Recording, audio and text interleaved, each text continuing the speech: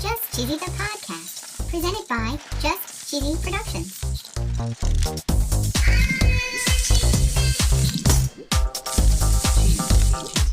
Hi there, I'm your host, Fondue. In this week's episode, we're going to learn how to pair cheese. I like pears. We're going to learn about conventional pairings. We're going to talk a whole lot about some really odd pairings. Like apple pie. We're going to talk about a holiday that discusses a flying cow. What? And speaking of cows, we get an update on the famous Quebec cows. Aw. And of course, no episode would be complete without our very cheesy joke. I love a joke. Stay tuned for episode 66, Quite the Pair, on Just Cheesy, the podcast. Well, Cheesy, I know that sometimes you wonder how we get ideas for this show. Yeah, I do. This week, I found an article by the NewYorkPost.com. It's called Fried Cheese and Pickle Wrap is the latest bizarre food craze, guilty pleasure. And they cover a viral TikTok video by creator Claire Murr, known as Claire. And the link to the article will be in the show notes, of course. Okay. And she made something that's being dubbed a chickle or a pickle cannoli. Chickle. You have to watch it. It actually looks pretty good. Yeah, She it takes a does. slice of provolone cheese. She fries it in a pan, puts a pickle spear in the middle, and Ooh. closes it up almost like a burrito or a cannoli. Yum. So that got me to thinking, what kind of pairings do we typically have with cheese? Yeah, what kind? According to Thrillist.com, in an article called How to Pair Cheese According to an Expert Cheesemonger, they talk about pairing cheese. Ooh. To some people, this is intimidating. People may not know how to pair cheese or what goes best, Right. or maybe they're not daring enough to try some combinations. Yeah. But they talk about some guiding principles to cheese pairing here in this article. Ooh. The first principle, they say, is what grows together goes together. Aw. They give an example of Spain, Okay. where you would take aged manchego with some ham from Spain as well. Ooh. They talk about Parmigiano Reggiano being paired with prosciutto from Parma, Italy. Ooh. They say to consider fruit, nuts, Yum. and even beverages from the region of your cheese. Yum. The next principle they talk about is opposites attract. Ooh la la. And they're not just talking about flavors, but they're also talking about texture. Oh. So, for example, they're talking about soft cheeses paired with crunchy crackers or chips or nuts. Oh, okay. The third principle is like with like. So they say it might be confusing because we also said opposites attract. Right. They say to look for a unifying flavor note. Ooh. If you've got a sheep's cheese, let's say, which has smoky and nutty flavors,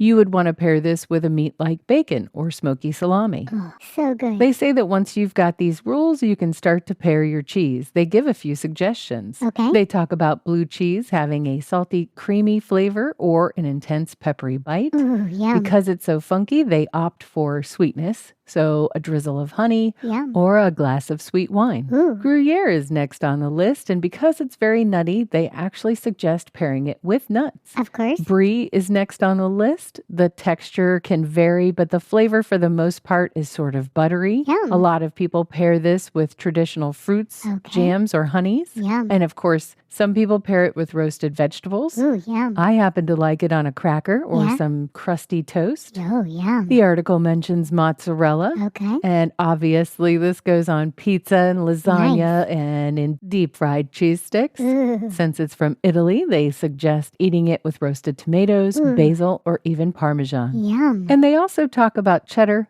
on apple pie. What? And they're not the only ones. Really? According to WisconsinCheese.com, the story of apple pie and cheddar goes back all the way to the 17th century in England. Holy cow. They say that back in the 1700s, it was common to top pies with dairy-based custard or other dairy products like cheese. Wow. They also suggest that the apples of our ancestors weren't actually as sweet as the modern varieties, meaning those apple pies may have been more savory than sweet. Whoa. The article suggests that this is popular in New England, the Midwest, and Wisconsin. Of course. Wisconsin cheddar, not a sponsor. Nope. But if they were, their ad would go right here.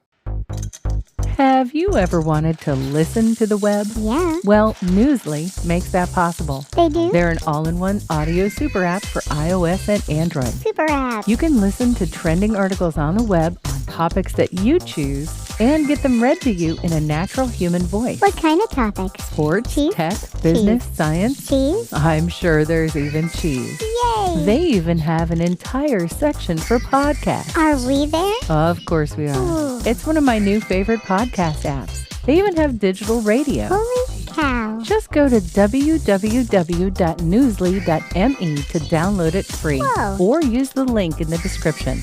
If you use the promo code CHEESY, that'll get you 1 month free premium subscription. Yay, Newsly. Now, back to the podcast. Did you know that Monday is President's Day? Yeah. Did you listen to Season 1, Episode 14 last year? Did you? If you didn't, you should go back and listen because Yeah. we talk about some interesting cheese pairings. Yeah. I'm not going to give you a spoiler, so you'll have to Nope. go back and listen. Yeah. And I'm not going to give anything away, but ketchup might have been involved Ketchup. with one of the president's favorite cheese. Yeah, ketchup. So that got us to thinking, just like the pickle and cheese got us to thinking, what are some of the weirdest pairings of cheese? Yeah. According to the website cheeseprofessor.com, in an article called 10 Surprising Cheese Pairings to Try, they talk about some really interesting pairings. Really? The first one they talk about is feta and watermelon. What? They liken the watermelon to a juicier, sweeter tomato for the pairing. Okay. And they recommend using a sprig of fresh mint and a pinch of salt. Okay. Their next one is some goat Gouda with Thin Mints. Girl Scout cookies? Yeah, the Girl Scout cookies, Thin Mints. Wow. They actually say that you could add some raspberry champagne jelly into the mix Okay. to tie them together. They have a recommendation for blue cheese and fudge brownies. Ew. And they're not even necessarily talking about just putting it on top. Really? They're actually saying to swirl the blue cheese into the brownie batter. Oh, no. Nope. They talk about buttermilk gorgonzola and Fritos honey barbecue twists. Okay. They recommend some washed rind cheeses with potato chips or tater tots. Okay. They discuss manchego and what they're calling spent juice pulp. No. I'm not sure I would like that one too much. No, no. They talk about a cheese called Delice de Bourgogne. I'm sorry. I'm No, sorry. Fondue. It's a gooey French triple cream cheese. Okay. And they're saying to eat that with buckwheat chocolate chip cookies. No, why? I don't know. Why? It just sounds a little bit weird. Yeah. In another article on lifehacker.com, they talk about putting fancy cheese on graham crackers. Oh, cream cheese. No. Not cream cheese with sugar in it. Mascarpone. No, not mascarpone cheese. Oh, No. They're talking about blue cheese. Why? Pungent cheese. Why? Something that isn't exactly sweet. Ew, why? And if that makes you think, wow, those are strange, Yeah. there's another article in greatest.com. Oh, boy. And they talk about snack foods that go with it beyond crackers. Okay. Of course, their first one is plain potato chips. We're going to skip that because that's normal. Yeah. They talk about fermier and cabbagey kimchi. I happen to like kimchi toast with cheese on top, so I don't think that's weird. Right. They're talking epoisse and funyuns. Okay. They say that the oozy texture and bacon-like flavor goes really well with the oniony taste of Funyuns. Okay. They recommend Skippy Super Chunky Peanut Butter Huh. with Milton Creamery Prairie Breeze, which is a sweet style of cheddar. No. Mm-mm. I don't think I've ever had PB and C, No. but maybe we'll give it a try. Sure. Why not? They suggest Devonshire Red Truckle. It's horseradishy, and they put it with Doritos. Okay, maybe. Yep, that seems a little bit more normal to me. Yeah. They mention a dessert Gouda that goes with a Nestle Crunch Bar. Maybe. And the last on the list is probably the strangest of them all, but they're putting Stilton with Kit Kats. What? Yeah, No. that's right. Kit Kats I'm and out. Stilton. No.